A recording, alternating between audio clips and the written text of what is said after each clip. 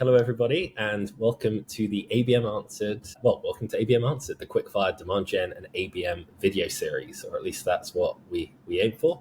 Today, I'm excited to be joined by Ross Howard, who is the Director of Insights and Intelligence at Inbox Insight, but is also, and I'm curious to dive deeper into this, building a world-class B2B content engine. So yeah, I hope to unpack that. But Ross, thanks for joining. Maybe it'd be good to give a bit of context about like your background, what you've been up to. I know you, or what I read is you were early stages of a startup, employee 8 or something, and grew to like 100, which is pretty impressive. But yeah, if you can share some background, that'd be cool. Awesome. Thanks for having me, Sam. And if quickfire was what you're going for, anybody that's been forced to sit through a 2-hour meeting with me talking about this stuff maybe thinks I go on a bit too long about it. I'll try. I'll be concise. So yeah, as you said, I joined Inbox Insight when it was a handful of us in a sweaty box, doing startup life. I did a moonlighted at the Press Association in their content agency that they'd acquired to pick up some more content marketing skills. And then the CEO lured me back over a beer and a burger to sort of conquer product and build out new offerings for them. So I've been there for, I want to say, going on 10 years now. And through the sort of inbound and then ABM evolutions that B2B has gone through, and the content agent piece is sort of having grown out of a publisher, economies of scale and content strategy tips can we give clients now that we've got AI to unlock so much explosive growth? How do we make sure that we aren't constantly saying loads of the wrong thing? So there's a new adventure for the company on the horizon there as well. Nice. We got to 2 minutes before the word AI came up, which I'd say is a success. But no, it sounds exciting. So to run you, Ross, through the viewers through the rules really quickly, Ross in this case will be given a set of questions to respond to, 7 to be precise, all about ABM and Demand Gen. The questions have come from or been adapted based on the data we collected at Mixed Reality Rooms, where over 1,000 marketers have gone through and stated what their biggest struggles are with ABM and Demand Gen at the moment. But because we're big time, we've started to include previous guests' questions now. So Ross, are you ready? I'm ready. Hit me. Cool. So problem 1, and this is something that's actually coming up more and more, because I think it is understanding what ABM is. Now, when you're in it, you just think everyone understands it, but it's still an emerging term. So what is ABM to you? How would you define it to someone that doesn't know what ABM is? And more of a kind of a convoluted follow-on question is do you change the way you describe it if you're talking to someone more experienced? Definitely. I think we all, if we've been in ABM for a long time, love a bit of jargon, and we start to argue over what's account-based marketing versus account-based everything, and we get really nerdy. I actually find when dealing with stakeholders who are either less experienced from other marketing disciplines or are another group like finance in the organization that needs to understand what you're doing, I actually call it company-based marketing. And because you move away from Salesforce's vernacular into something that everybody knows what a company is, it is a huge unlock for communication. And so I say company-based marketing to people and they immediately get it. And then I say, there are certain companies we wish we could engage with more than we currently do. We already know who they are. We need to make a discrete group of them and do different things to those people. And they go, oh, that's really common sense. And I'm like, yeah, how we do that is, here's a big bill. I don't know. And then if somebody is more familiar with it, I get into that classic pyramid of what's one-to-one, everything is special to that account. What's one-to-few? This is specialized cohorts of accounts that share the same features. We're going to attack each cohort. And then controversially as well, slightly, I will see ABM pundits not believe in one-to-many and say that it's not real ABM. I think it is. I think it's company-based marketing. I think it's account-based marketing. You have you've called your shot. You know that you want to reach those accounts specifically. You're not doing an ICP or a profile anymore. You're doing a list of companies. It's account-based. Whether or not you are giving each of them enough love to make an impact is essentially how well or badly you're doing that strategy. But I do think it has a place. And so I use those 3 tiers in our CRM and with customers to sort of engage them around how they should be thinking about it and what resources they've got. You're the only other person who I know that calls it company-based marketing. I'm the same if I'm explaining to someone new, purely because I studied accounting at university. And when I first joined and someone was like, we need these accounts, I was like, wait, account finance, what? Company-based marketing just makes so much more sense. Solid answer. Problem 2 That's a good start, yeah. is Yeah, it's only downhill from here, Ross. Problem two is knowing where to start. You've explained the term to them. Now, what are the first steps in launching a strategic ABM program? What goals, I guess, do you kind of prioritize and align on? And as always, especially since we've gone down this finance route, what timelines are you delivering these goals in? The first part of that, like what is the first step? I think you have to go via sales, because I've done that from working with customers and on their ABM strategy and our own ABM strategy. The second that you lose that sales buy-in, everything's doomed and you're pushing the boulder uphill. And that's happened. Even a company that sells this stuff and helps people with this stuff, it's the same, right? The second that they feel like that you're not directly supporting the goals of the organization, but mainly their own commission check, you can lose senior sales quite quickly. And there's that sense of like, oh, these guys going on again. I know what's really going on in the market. So going via sales and finding champions within sales leadership is absolutely point one. And if you don't get that, you need to find what other misset expectations about that relationship that they think marketing should be doing, if not ABM, and what it looks like to them. I think also like the people that view it as a company-wide framework and a leadership down go-to-market proposition, like it has marketing in the name, they will think it's your job. So work out the resources able to do direct sales enablement of the content versus overall program and budget management and delivery of campaigns, so that you're not doing one or the other because you've partnered with sales, but actually they've just built the roadmap of the stuff they want. It's about almost like a Aikido judo, flipping them into like understand what they're doing and then show them this is the way we do that with a set of steps. And then the second part around like leadership and cost is that if you swing too hard at company level transformation and talk about the gold star way of doing this has happened at Inbox and on meetings I've been on as well, is you can lose the leadership because it seems like a big risk. Like if I have a currently ticking over pipeline that's a little bit off target or maybe a lot off target, or I do this crazy idea and I have no pipeline at all, they're always going to be risk averse because they have to think about a wider view of the company than you do, or they have to think about talent retention, or they have to think about earnings, or like there are other elements that sometimes we can get in the weeds of that we're not thinking about. So I would say a quarter to show momentum of at least the first half of your new business cycle should be a pilot. So I would take a pet BDR, that is really keen to impress and deliver in their career. Content marketing support, I think, is really important because the assets that you're putting out to that account should be special. They should be personalized.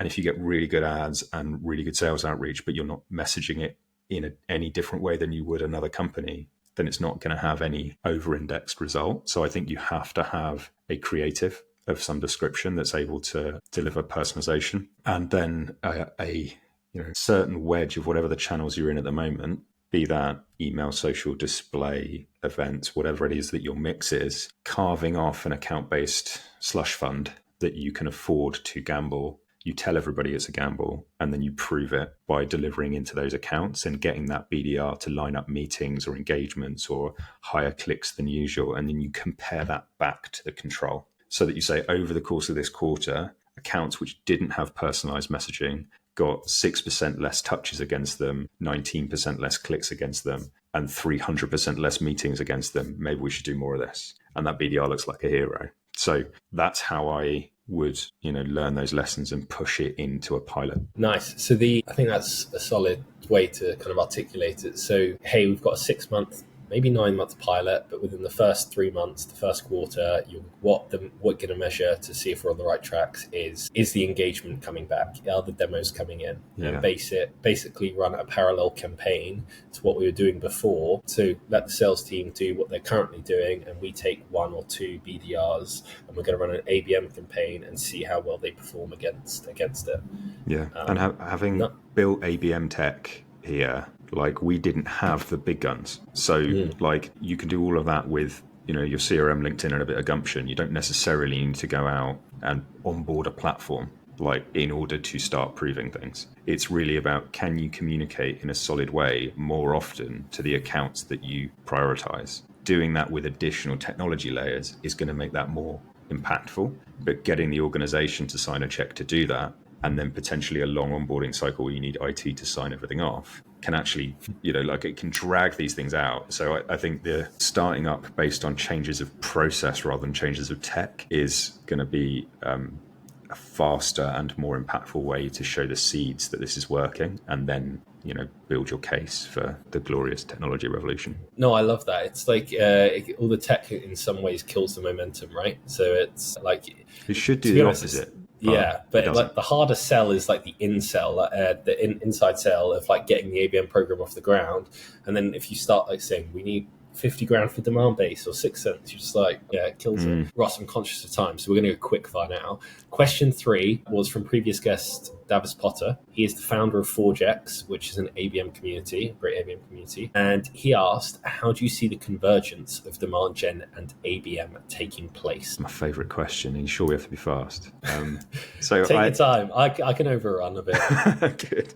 So for me, Demand Gen is about market education. So if we think about our target account list as the market, you still have to get the individuals at those companies through the same gates of awareness. So they have to be aware enough of the problem that they have pain and understand the damage that that pain is causing them. They have to be solution aware. They have to know this is the prescription that I take to solve my symptoms, and it's this wonder drug or whatever your category is that solves that pain, and the benefits that they will get from it, not just as an organization but personally as that persona. And you need your brand to be the one they associate with the benefits of solving the problem, both in the recognition as brand awareness to get initial clicks up, but also in the shortlist process so that they don't get kicked out when they're considering between you and HubSpot or you and Adobe, right? So that you don't lose to the market leader. You need to have generated trust through value up to that point. So doing those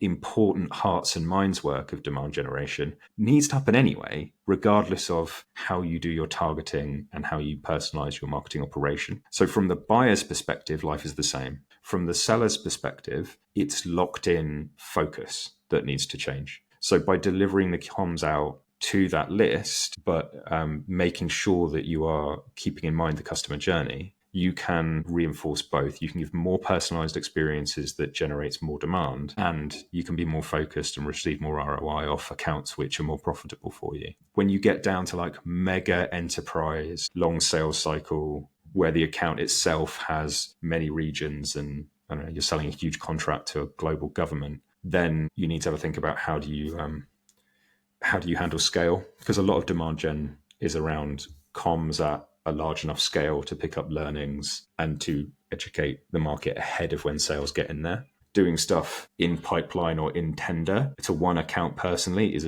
a bit more wobbly. It's a bit more like customer success pre-sale than it is ABM. So that's where, like, if you're not a B2B enterprise service or a B2B SaaS company selling to a particular ICP with a problem, if you're more like, I don't know, if you're a weapons manufacturer, I might not be able to help you. So take it with a pinch of salt. Makes a lot of sense. Yeah, I feel like they are so similar, but like ABM is just having that more laser, narrow focus. Yeah, there's so many terms in B2B marketing. Problem 4, and this is all you. Creating content. Well, I spelled the question wrong there. Apologies. Creating content for your target accounts. So the question, I guess, for you here is like, let's dive deeper into that kind of creating personalized content.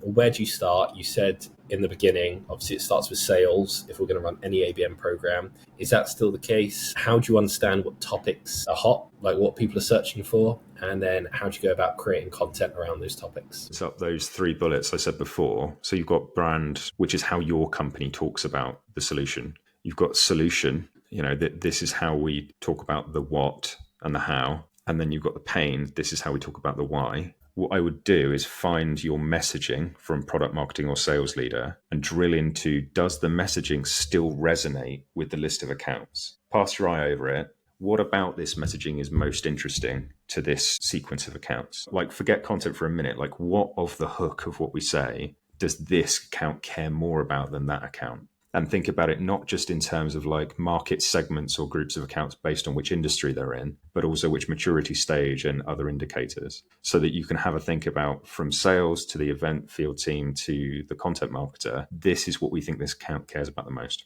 That allows you to begin to sort of understand the talking points or talk track, which accelerates through that account. And if you can, not many, you can't do that one by one because your company does one thing. So they all need to feed back into the way you solve the problem, your how. If you do that, you know what the pain is. You go and find a customer story from a company that is as like them as possible. So go through your case studies. I was saying to somebody earlier today, like a case study and a use case are the same thing back to front. So if you're taking somebody through a tactical how-to guide, it is a case study backwards. This person had this problem, so we did this thing, and they had this solution. We have this solution, so we found a group of customers and we said this to them. Do you see what I mean? That's a great way to think about it. Yeah. So like I my previous content agency, where you would go in and they would basically want like break glass in case of content, but they hadn't done any thinking. All they would have is like manufacturing case studies, and you always got to work back from this company does this thing for this type of person. But in ABM, we're really well suited to finding more of that type of company, right, and educating them. And then it becomes a game of like, how much different messaging can you tolerate in your size of team or whatever content resource you have to work with, and picking a few where it's most bang for buck most of the time, or everyone's going to get confused and use the wrong decks on people and send the wrong things to people. So think about it as like a hero asset per big topic area where you have credibility to talk about, and in working out which accounts care most about which topic. So I use intent data not necessarily as a direct sales prospecting signal, like a lot of them will try and sell into the sales team with that. I use it more as a market insight on which accounts care most about which topic to control the content marketing plan. So you think about groups. You're grinning at me, Sam. I'm onto a winner here, I can tell. No. Well, it was my follow-on question was going to be, so you're talking about sales, but do you ever use any other tools to like help you on yourself? So if you've nailed it. I'm just going to let the mic screw. Keep talking, man. I love ranting about this stuff. So I like Bombora. We've been a partner of theirs for a long time. We actually built our internal intent data off of our publishing website and our digital marketing campaigns that we run for clients. And then we validate it with it. So we look at account domains. What are they engaging with on IFP versus what are they engaging with on other publishers, to almost mark our own homework? Mm-hmm. Do they care about zero trust with us? Do they care about zero trust everywhere else on the internet? Okay, then this account cares more about this than that. So make sure your follow-up asset has it in it. Make sure the subject line of your email nurtures has it with it. Make sure your connection request references it from the sales rep. So you can almost stream people down by topic area. And there's Sophos, the IT security vendor, do this really well. They have a process where they give an ABM content pack to the reps depending on which client white paper we've engaged the market with. So their campaign runs through the site, we gather all these analytics, and then they luckily hand off to the team with an asset which boosts conversion rate. That's awesome. So it's like inbound ABM as well. It's like as soon as they come into the funnel, as soon as they start to indicate, and again, you don't need to be partnered with a demand gen vendor explicitly that gives you this stuff, though we do, wink nudge. Like you can get it or Bombora. Like look in your CRM, look at all the forms you have in your Marketo or HubSpot, put a hidden field on it, which is the topic of the white paper, and then do a 30-day look back. All these accounts, or not even forms, or the pages on the website that your IP tracking triggers on. Start to categorize your own content by what were you saying to that person. Look at which accounts engage with that content and tell sales. Like it's just a smaller data set. The third-party guys give you predictive access to try that going cold, but you're also probably spending a ton of money to try and reach these companies at the moment. What are they clicking on? Like, track it, tell people. Dude, that was gold. We've overshot. Are you okay to keep going? Yeah, if you are. Right? Yeah. No, I'm fine. I'm loving this.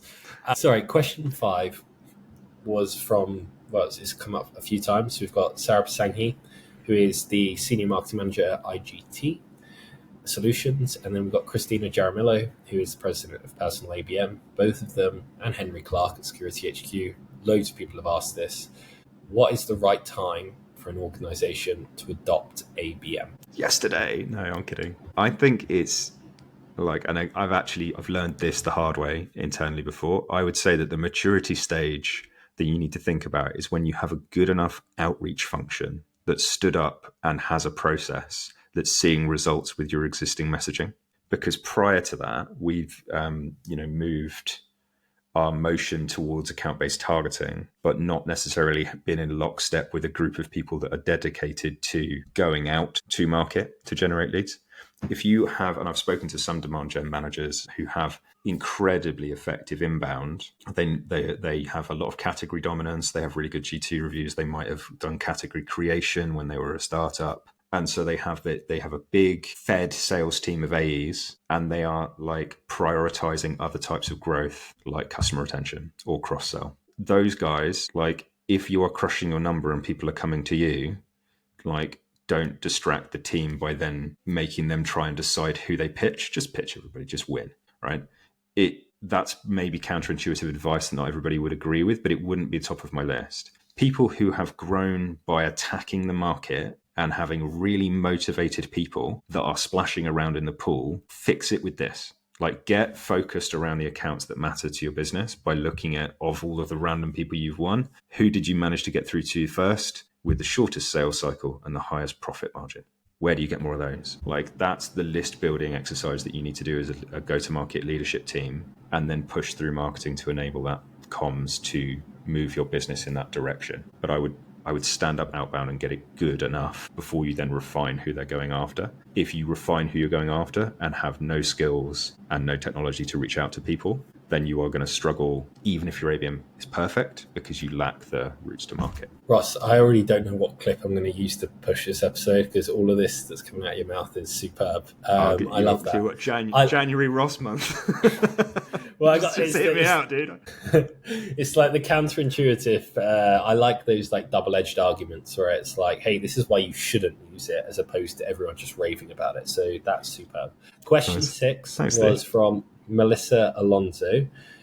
She's super smart. A senior director of ABX at SmartCat. And she asked, have you actually leveraged 6 Sense in your ABM campaigns? And to broaden the question, if needed, like demand base, anyone that kind of does similar things. I know they're a bit different, but like 6 Sense was her question. So I think she's thinking about that now. Got you, yeah. So we have our ABM display stack is based out of Google DV360, Stack Adapt, Taboola, and Enrich. So we have like an ad roll. So we have like all of these different vendors that we've stitched into a campaign stack that we use in different circumstances. And it's a bit of a Frankenstein, but I have to defend it because it's my brainchild. But I've spoken to an incredible, media leader in the field called Paul Wright, who's at Gilroy, and he is like the 6 Sense guru. We don't have it internally, but a lot of Gilroy's clients do, and a lot of our other clients do. And what we find is that 6 Sense is very good for internal justification. But then when they start to try and use it to deploy in their channels, it can cause challenges for them just in pure logistics. So I'll give you an example. So if you think of the CRM as your core set, and maybe your marketing automation is your core sales operation, 6 Sense plugs into it brilliantly, and it gives them this idea of who's in which buying stage by account level. And they can pull those triggers internally to redeploy salespeople or to try and change marketing budgets. Then the layer out from that, their own company's advertising is maybe plugged into your CRM. Like my LinkedIn's plugged into my HubSpot. You can make dynamic lists talk to each other. So you can have a CRM trigger tell you to advertise differently. That CRM trigger might be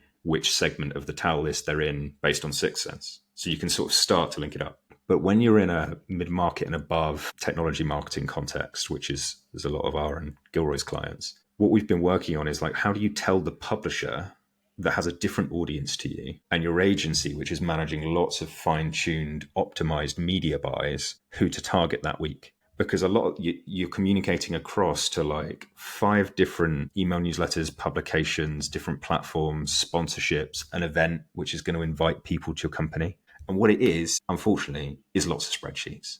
Like people export their 6 Sense and they send it out. And there is another big network security vendor. And I know I'm not going to stitch them up, but our journey with them for years has been, supplying them value, but the difficulty for them is like keeping track of it all. So actually, like we have this counterproductive process at times where they're already intent prioritizing through 6 Sense, but they're sending it over quarterly. And then we reprioritize it with the data we have to make sure it's still fresh. And then we generate these leads and we send it back to them and they're like, that's not what it says in my 6 Sense. So you can put, cart before horse. If you want aligned. And the best way to do that is to communicate across all the places that you are going to push your message, where you have vehicles to generate leads, and make sure that every month they're focused on the companies that matter. It makes you think, doesn't it, with 6sense and these platforms? So there's obviously all these smaller tools popping up. We're like building some as well. But like the value of these bigger companies using 6sense and Demandbase and HubSpot is like all the tools talk to each other. But like as you've said, and I've got first-hand experience of this as well, they don't want a fancy dashboard. They just want to export as Excel anyway. So it's like they make their life difficult. And I think this is just kind of like bureaucracy or like just like their workflows. Yeah. But like it's really weird how these tools need to balance kind of aligning with personal psychology as opposed to just like slapping in buttons here and there to do things. Totally. And aligning to like where the marketing happens, because you're not necessarily generating value by knowing who to go after. You're generating value by communicating to the people that work at that company, which you need to know who to prioritize when. Making sure that you're passing the correct lists at the right time to your vendor or to your team or to people who are going to put up bus stop billboards outside Dreamforce, whatever it is, right? Whatever your mix is, making sure that you are communicating a monthly focus of the tier 1 accounts and how you're going to behave to them from that list. I think it's a fantastic tool. I absolutely have seen brands benefit from it, from the way that it can help them focus. I know from our own lead prioritization tech that I would love to take credit that it is this incredible AI brain that supercharges people's go-to-market strategy. But sometimes it is a self-fulfilling prophecy. You actually looked at the leads and decided which ones to follow up, and the leads converted more because you looked at them and followed them up. So like the delivery of that like to the org with a bow on top is what it does well. Making sure that you're actually prioritizing the right buyers and sending stuff to them correctly just means like be organized. Yeah. Well, you kind of answered another question on top of that, which is aligning marketing and sales. It's like the best advice I've picked up from doing all of this is visually show them. Just put it in their face. Like the answer is right there, whatever way you need to do that. But Ross, last question. Came in from Vincent Plassard, and he's the ABM growth lead at UserLed, which is a really, really cool tool. Like I've been playing around with it. He asked, what's one thing you did early on in your career that you would not do again? Like, how have you messed up, or what wrong turn did you make? So it doesn't even have to be ABM related, I guess, but yeah. Are you sure you want to end the call if it's not ABM related? Because we'll be I think ABM wise, like all right, pick ABM wise. ABM wise, I wouldn't go as hard on live webinars for ABM. I do really like them as part of the strategy when there is an existing audience where you're educating a segment of the market or a community. But the learning for me was that if you're like, right, I'm going to do live webinars for ABM, you end up making either an event of one because you need to personalize the content so much that it's really compelling, or you end up just making a general webinar but trying to convince everybody it's ABM. And it forms a kind of like gravity well in the middle of your plan. Like budget goes towards generating registrations. The fill rate of a cold webinar registration is going to be tiny, so you keep going. You get sales involved to invite people. They invite existing customers because they're easy to get hold of and they're close to your brand anyway. So the people that come to it aren't the accounts that you were trying to win from an ABM attack anyway. And then they sit through a load of irrelevant content that was specialized for a certain segment of an account. So I actually think that they're a better keep in touch thought leadership channel than they are an account-based marketing vehicle. And I learned that by wasting like 2 quarters worth of budget a couple of years ago around really niche topics that were like, as far as I would go would be like industry vertical, because then there's a really clean list of who you want to invite and you can put it in the name of the title. Everybody knows what they're going into.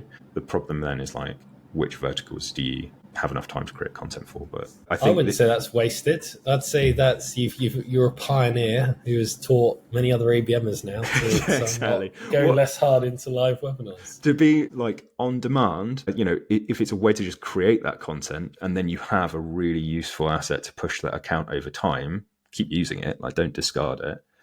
If you are doing that tactic, but just widen the window of what you think is good engagement. And then what I would replace it with that I've seen good ROI from over the last year and a half was more intimate, specialized virtual roundtables. Invite the target account lists, senior leadership level, director plus, VPs, to a private, not a panel where people are going to ever see them, to like a Chatham House Rules, we're all friends here club with a thought leader or speaker to bond with them. So like be the host, be the Gatsby that has everyone come to their party, right? Charm them all, but do it by being like, we're all learning off each other here. Here are these 3 challenge questions. How do you tackle that? And then they'll all talk about what sucks about their life. They'll all bond and give each other suggestions. So you're not really even creating the content. And it's the most detailed discovery call in history, because the boss is telling you everything that sucks about their company, but you didn't have to have a salesperson there.